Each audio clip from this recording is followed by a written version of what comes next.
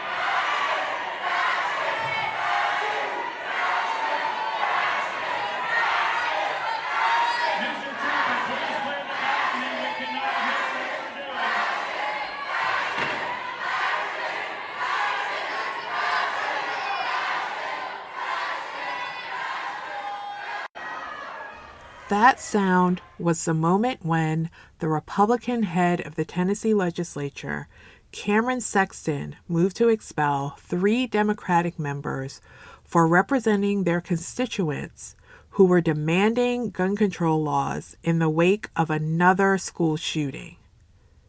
You can hear the protesters' cries of fascist, fascist in the background.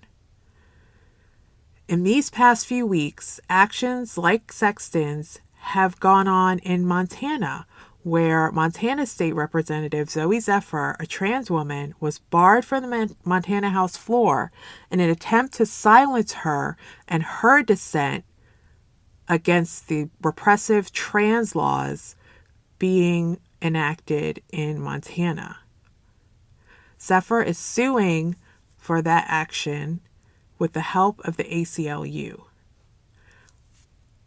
All of these incidents in Tennessee, Montana, and across the country may have people wondering, is this 2023 or 1865? Terry and I talk about how the Confederacy never really died and how what's going on in state houses across the country mirrors some things that happened during Reconstruction, especially in McIntosh County.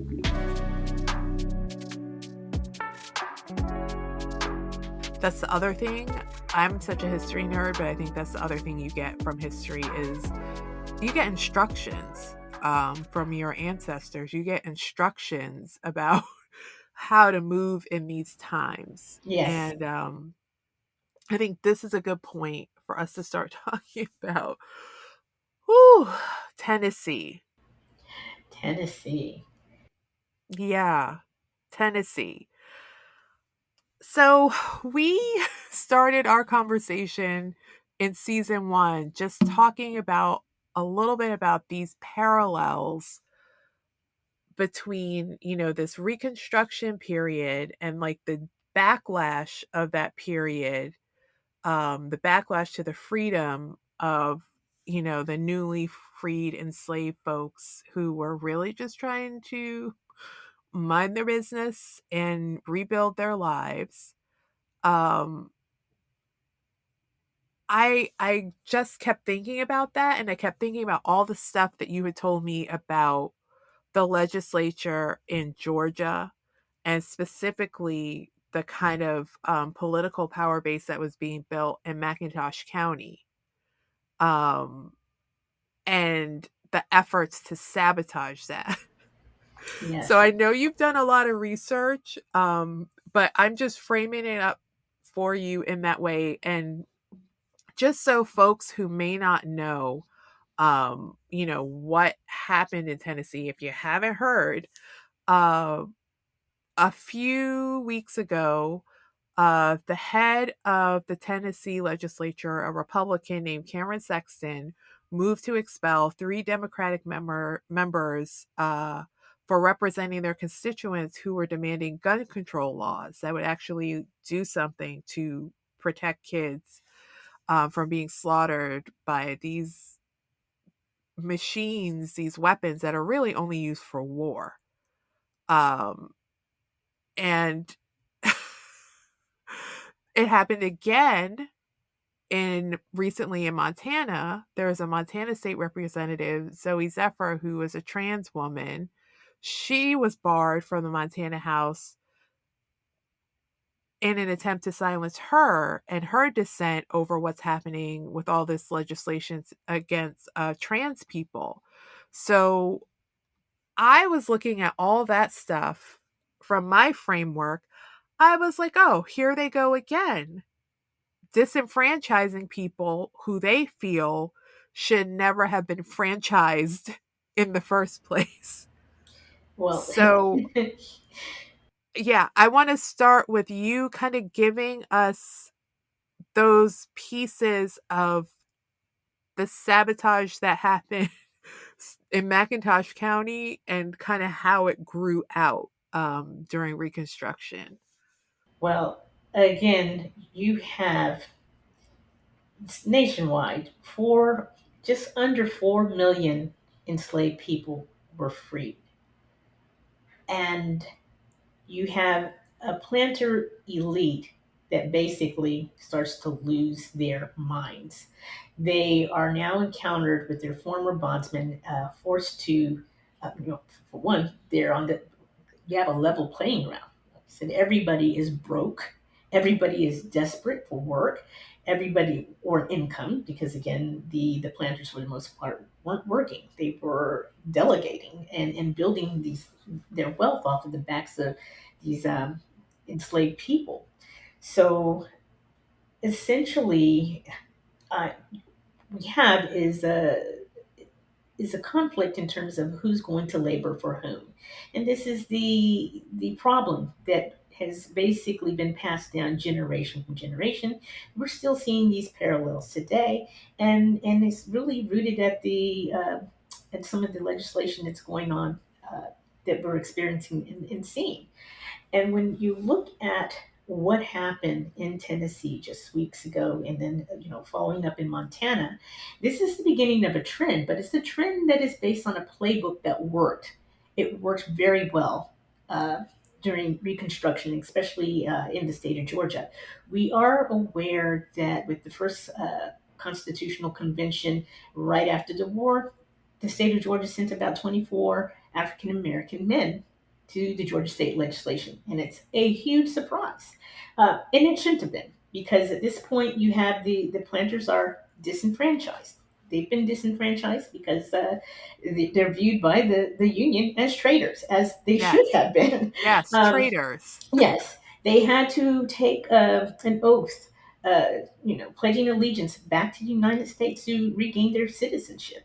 And many had this sense of feeling like not only are they humiliated for losing the war and now having to deal with African Americans as their equals, which they in their core just could not wrap their heads around. I mean, it was driving them crazy. And when you look at, say, the historic newspapers at that time, there is not one page of any major newspaper that does not talk about the Negro and the problems and everything, which it's so counter to everything they said about the Negro before. They were like, they're docile, they're so good, they do their work without complaint. Right. We've left our women here. They didn't violate our women, but then overnight, the Negro, the black man in particular, is demonized.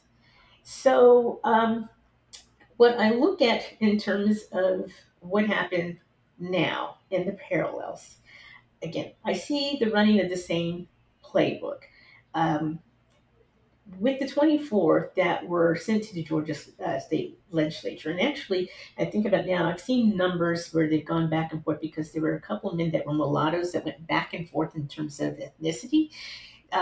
That number could be as high as, say, 27. But needless to say, they expelled him from office, and they took advantage of a loophole where the African American was granted citizenship, and the right to vote. but it did not say they had the right. It didn't spell out the terms, basically what this citizenship looked like, and that's what they used. They had a whole other set of rules for you. You were not basically to run for office, and that's how they managed to expel them. And they fought hard to get that these rights granted once again.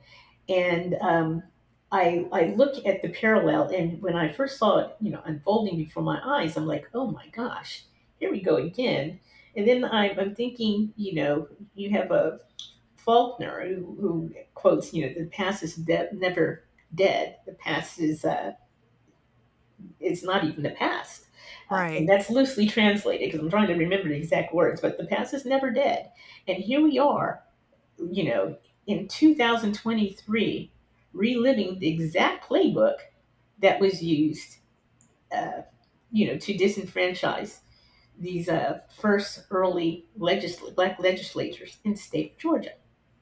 Yeah. Um, And it's wild to me that structurally the Confederacy is so very much with us. Structurally, in the way that they're attempting to govern, it's giving Confederacy. It's giving, all these courts that people in the United States like to talk about in other countries have always existed here.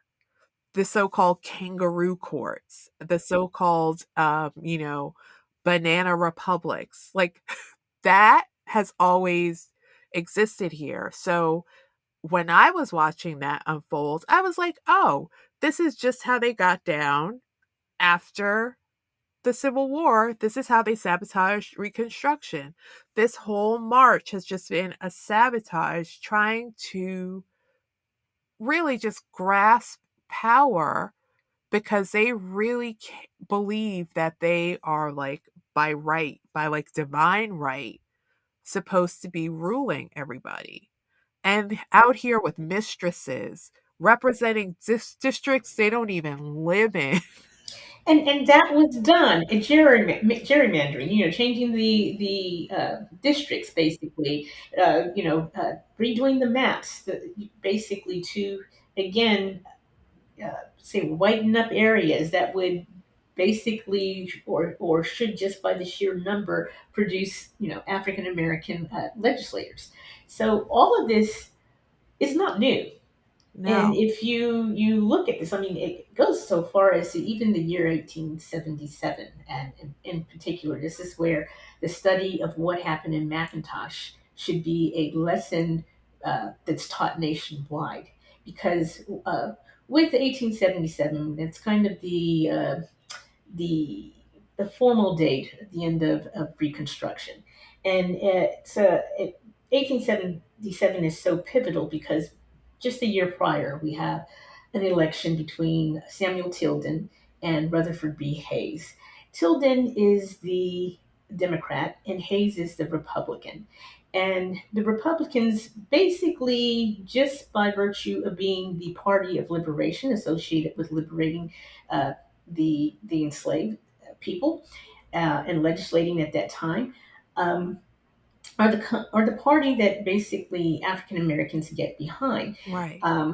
You have and I need to clarify this now because we still go back, and I see now, even currently, you have Republicans who are essentially conservatives now, Yeah. claiming a stake in the freedom of African Americans, when uh, the party of today is not the party of yesteryear.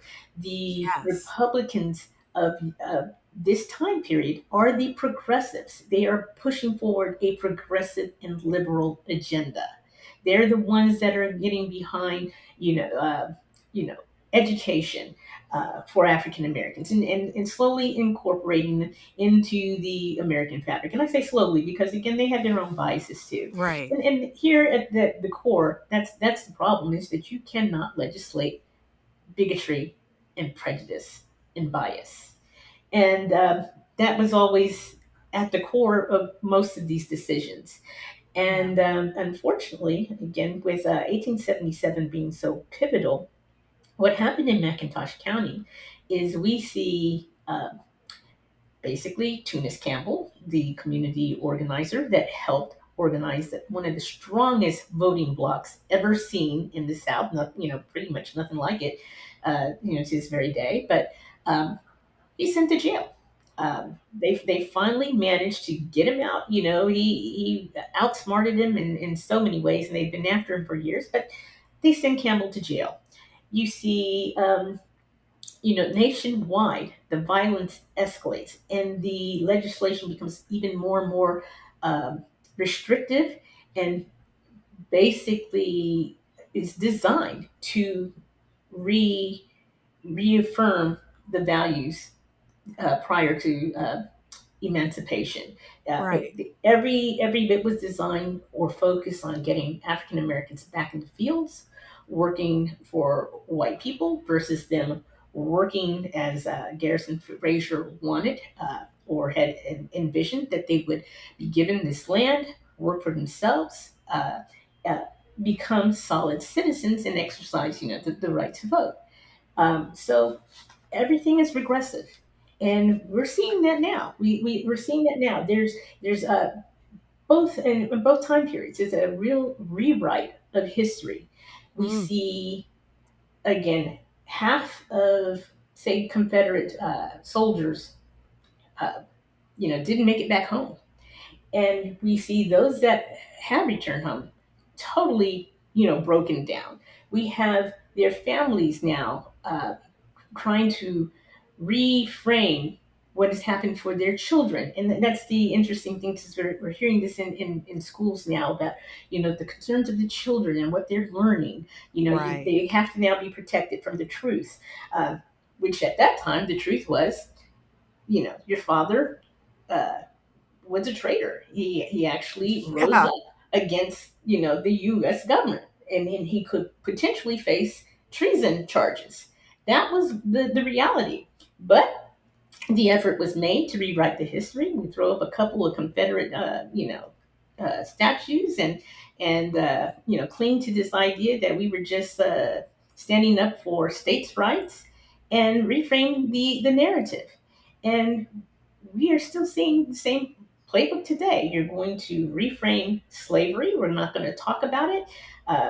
The state of Texas at one point was even trying to, change uh, the uh, the terminology used, to describe Right. the trade. They actually, I can't remember the specific term, but the term was. I think they said workers. They were saying Yes, workers. yes, that's the point. Everything to diminish that, and the sad thing is to openly say that it's not about even to protect African children, which I remember as a child, the '60s and '70s in school. Nobody cared how I felt when I was, Right. hit with these pictures of these people totally degraded, in the fields, and told that they really did nothing to further, African American history. Basically, their story's not worth telling. They were just, captive. They were backwards and docile, and the whole nine yards that we've been given, the whole spiel. Yeah. And to the point where you get a Supreme Court justice who is from Pinpoint, Georgia, Yeah. has absorbed those lies so fully that he is an absolute agent of this system Well, of like every Confederate gener- audacity. That's what I'm And calling it. yeah, well, Confederate audacity. every generation in every community, and even in families, has, someone will emerge that will take another perspective. And I really hate to put it this way, but it all comes down to what, motivates them, and the payoff. Um, I hate to say, well, and it's coming out now. He's been paid off very well, Yes, handsomely. Yeah, yeah, yeah. Yeah, and So that is wild to me. And the point of uh uh breaking up the voting block. That's what I wanted to Yes. come back to. When you talked about Georgia and this voting block just in McIntosh County that Tunis Campbell had solidified, Georgia is still so vital to all things, to the point where the former twice impeached, now charged with I don't know whatever kind of crime that he's done, was calling up, the elector, the head of the Board of Elections in Georgia, talking about find me votes. Yes. That's how crucial Georgia is. And you see Florida. Florida's another spot. A lot of these places, you could basically probably like overlay a map of the Confederacy on these places now that are acting out. But yeah, so Yes. It's I just wanted to bring that parallel and have that conversation with you. I always appreciate talking to you about these things, and I think folks will notice that we're not going into like a whole lot of detail because I would love for folks who are listening to this go into your own detail. You don't have to necessarily go read a history book. You don't necessarily have to go read anything. You could just start talking to your family members. And then that yes. will lead you to, your local municipality where they keep, the records about property, land, pension records, like Terry is saying. All of this is in everybody's family. So if they try to take it out of the history books and they try to take it out of the schools, the information will always be there. And I would like to have people really think about making sure they hold on to that information if they are so inclined. Um, but yeah, is there anything that you want to say I about would. this in closing? We are living in some of the craziest, chaotic, and even violent times that parallel, uh, in a real scary way, everything that happened uh, right during this period up until the turn of the century when they actually succeeded in ousting the black legislatures and proudly, McIntosh was one of the last to succumb. We are the last county to have elected a black man, and what is not talked about often, even though there was a degree of success in pushing black people out of office, the white community and the white legislators that would follow still had to work with the black community to get elected. They were aware of their political clout and power, and even though they could not take the high profile positions that they should have earned, um, they still exercise this quiet strength and power behind the scenes. So I do, like you, want to encourage people to dig into the records because they are there. They're in the newspapers. You can't get rid of the newspapers, these Yeah. historic newspapers. It's there, it's out there. So, whereas you can have people try to remove books, ban them, burn them, whatever, there are so many workarounds. And now, you have this whole vast playground of the internet. I say use it. Dig into your family stories, share them, put them out there. Um, you are their voice. And I think that is the spiritual directive that we, as descendants of this area, um, we've inherited that. That's our legacy. Yeah. Well, Terry, thank you so much again. I just always come out of these conversations just with so much to think about and so much to hold on to. So thank you. And that's it. Thank you for having me.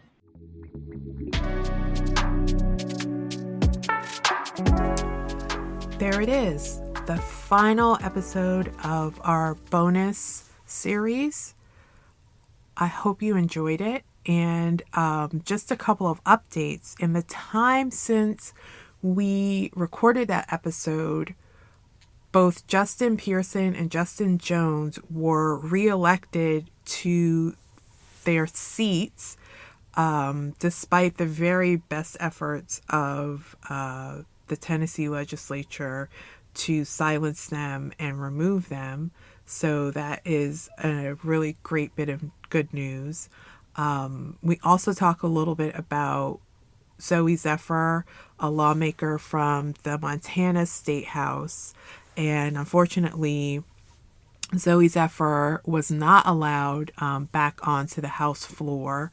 But in the time since we recorded that episode, Zoe proposed to her fiance, which is beautiful, and congratulations. And she has also been going around the country speaking up for trans rights. And I believe she was on The View a few weeks ago, and I think she was just in Florida getting into good trouble and fighting the good fight. So shout out to Zoe during this Pride Month, and our trans siblings everywhere continuing to fight the good fight. Thanks to everyone for listening to the podcast. Don't forget to follow Curious Roots on Instagram at Curious Roots Pod, and check out our website for more information and learnings about coastal Georgia, curiousrootspod.com. Until next time, thanks for listening again.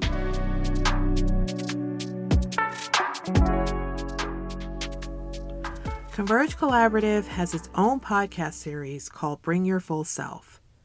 The podcast is a series of conversations that center the humanity and emotions of people of color in the context of their labor, how they generate their work, and survive inside systems of capitalism. The podcast serves the dual purpose of making transparent the process of creating Converge Collaborative and allowing us to connect with a wider community of laborers, professionals, and artists of color. Converge was founded with the belief that work, our connections to ourselves, our communities, and our families cannot be compartmentalized no matter how much our current cultural and societal systems tell us they must.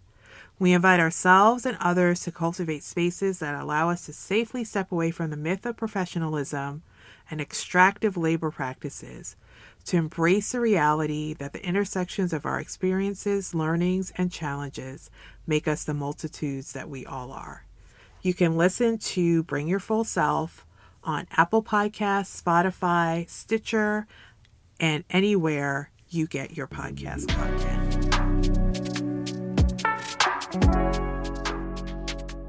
Curious Roots is co-produced by Converge Collaborative and Moonshadow Productions. Our theme music is courtesy of Mackay Beats. Please rate, review, and subscribe to the podcast on Apple, Spotify, Stitcher, or however you listen to your podcast. Don't forget to check out curiousrootspod.com if you want to learn more about what you've heard. Big thank you to our producer, Pat McMahon.